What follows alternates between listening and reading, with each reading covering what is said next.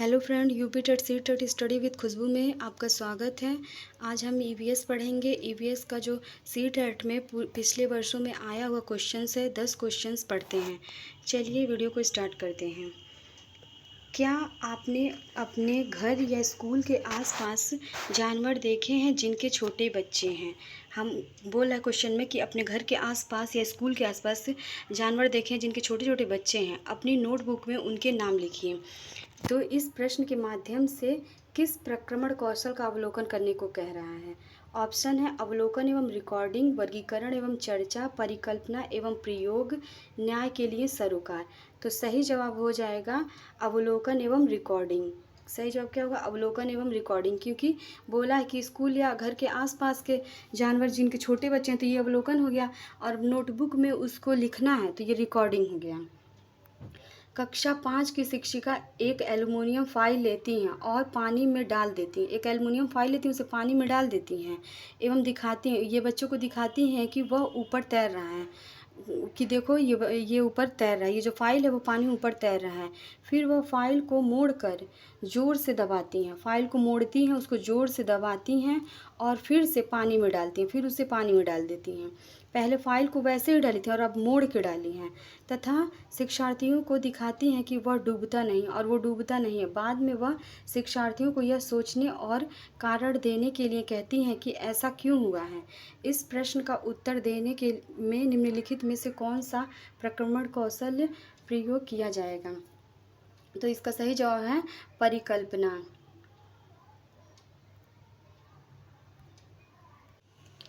प्रश्न number 3। NCERT की पर्यावरण अध्ययन की कक्षा 5 की पाठ्य पुस्तक में सुनीता अंतरिक्ष में शीर्षक पाठ्य स्पेसशिप में अंतरिक्ष यात्री सुनीता विलियम्स के अनुभवों का वर्णन करता है। इसे शामिल करने का क्या कारण हो सकता है? जो क्लास 5 है इन्वायरमेंट की बुक में सुनीता विलियम जो स्पेसशिप में अंतरिक्ष यात्री के रूप में गई थी, उनके जीवन का वर्णन करने का क्या उद्देश्य है? तो यह घटना अंतरिक्ष यात्रियों की जिंदगी में झांकने का अवसर देती है। यह घटना स्पेसशिप में भौतिक स्थितियों का वर्णन करती है। यह घटना स्त्री पुरुष लिंग यानी जेंडर रूढ़िवादिता को चुनौती देती है। यह घटना गुरुत्वाकर्षण की अवधारणा को समझने में मदद करती है। तो इसका सही जवाब होगा ये तीनों। ये जो अंतरिक्ष यात्री उनकी ज़िंदगी में झांकने का अवसर भी देता है, और ये स्पेसशिप में भौतिक स्थिति का वर्णन भी करता है, और फिर यह स्त्री पुरुष के जो लिंग जेंडर है उसको चुनौती भी देता है। प्राथमिक कक्षाओं में पर्यावरण अध्ययन पढ़ाने के लिए निम्नलिखित में से कौन सा उद्देश्य संबंधित नहीं है? फर्स्ट है विज्ञान के आधारभूत प्रत्ययों और सिद्धांतों को रट कर याद कर लेना। ये देखिए, ये संबंधित नहीं है उद्देश्य दिया, और ये दिया है रट कर याद कर लेना।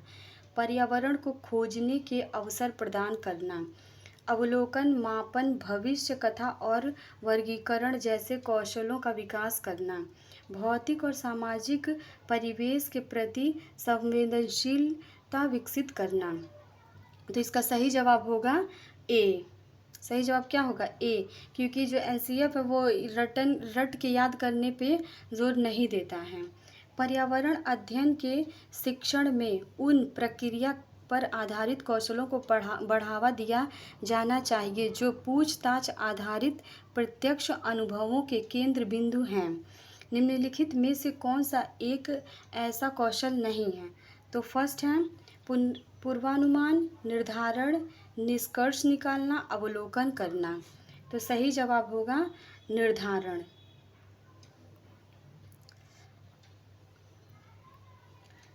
Question number 6।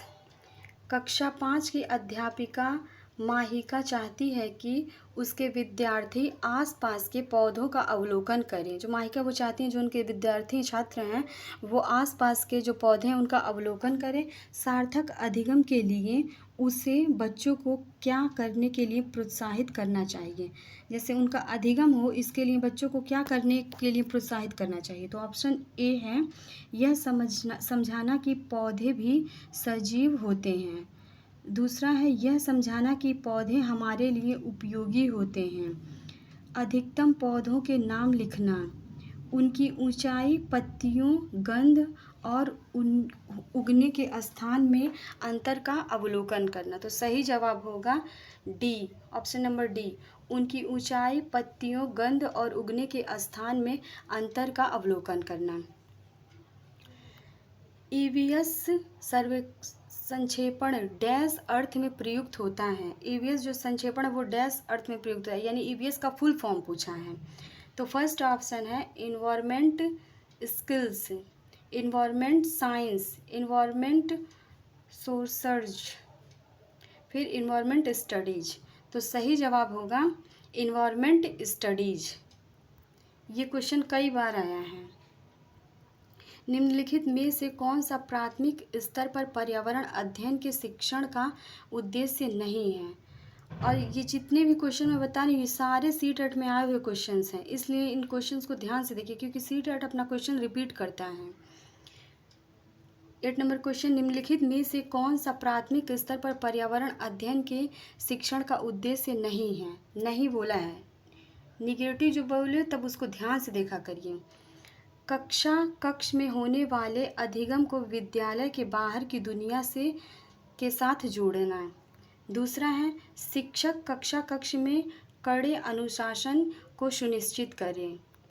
बच्चों को प्रश्न पूछने के लिए अवश्य अभिप्रेरित करना चाहिए।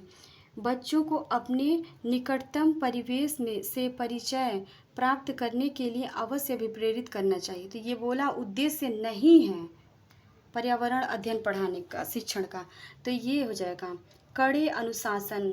कभी भी हम अपने विद्यार्थियों या छात्र के ऊपर कड़े अनुशासन का प्रयोग नहीं करेंगे।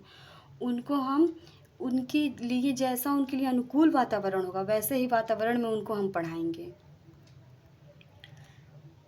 क्वेश्चन 9, कक्षा 5 की पर्यावरण अध्ययन की पाठ्य पुस्तक के एक पाठ में सर्वेक्षण और लेखन पर एक भाग का मुख्य उद्देश्य है। ऑप्शन है शिक्षार्थियों की सामान्य जानकारी का अवलोकन करना, शिक्षार्थियों को अवसर उपलब्ध कराना कि वे चीज़ों को खोजें और सीखें। सी है विषय की आधारभूत अवधारणाओं को सीखने में शिक्षार्थियों की मदद करना। डी है शिक्षार्थियों के व्यवहारिक कौशल में सुधार करना। तो सही जवाब हो जाएगा शिक्षार्थियों को अवसर उपलब्ध कराना कि वे चीज़ों को खोजें और सीखें, क्योंकि जब शिक्षार्थी खुद से खोज करेंगे और खुद से सीखेंगे तो वो ज़्यादा बेटर होगा। और करके सीखने पे, खुद से करके सीखने पे ही ऐसे बल देता है कि बच्चे खुद से करके सीखें। कक्षा 5 के EVS की पाठ्य पुस्तक में के किसी पाठ में सोचिए और चर्चा कीजिए भाग में नीचे दिए गए कथन लिखा है।